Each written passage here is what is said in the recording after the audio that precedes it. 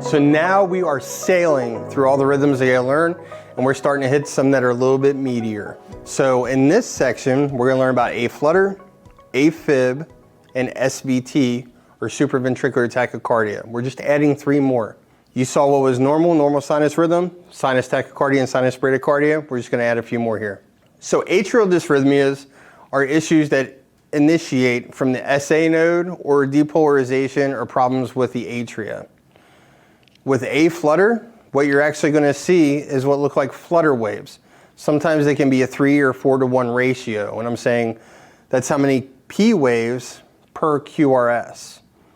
This is where your SA node gets too excited and it's overfiring. Your SA node is causing depolarizations of the atria, and we know that because your SA node makes what? It makes P waves, and sometimes they're going to be unique shaped. Your AV node can become the gatekeeper. If there's overproduction of depolarization, if there's overproduction of electric firing from the SA node, your AV node will say, whoa, stop, that's too much. You're sending down too much information, okay? So with A-flutter, you can see a regular sequence of firing where your SA node or your P waves are fire, fire, fire, and then your AV node lets a QRS through. Fire, fire, fire, QRS, fire, fire, fire, QRS. It's kind of like the bouncer at the club. It gets like 11:30, people start coming in. Ugly people, you ain't allowed in. 1, 2, 3, okay, you're in. Once, right? P wave, P wave, P wave, QRS. P wave, P wave, P wave, QRS. So here's a few strips that show examples of that. So when we go to analyze a strip, we're going to say, okay, what is your heart rate? And your heart rate does matter still, okay? Because we need to keep it controlled. First, you're going to ask yourself, is this regular? And the answer is, this can actually be regular or irregular as far as how it's documented. Potentially, when you look up EKG books, A-flutter can be irregular.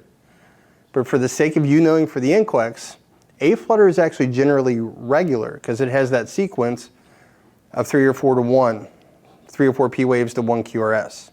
But the most definitive way to analyze this and know what it is are going to be those P waves that look like sawtooths.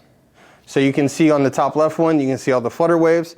And really, you can't tell which one's a T wave or a P wave, so we're still going to call that non-discernible. But they look like sawtooths, so you might as well call it A-flutter. Now in the back of your mind, you say, okay, my patient comes in and they have this dysrhythmia. What's the potential risk? Now, do you know people that live with A-flutter, or we're going to talk about AFib? Can people live with this? And the answer is yeah. These atrial dysrhythmias are not as lethal.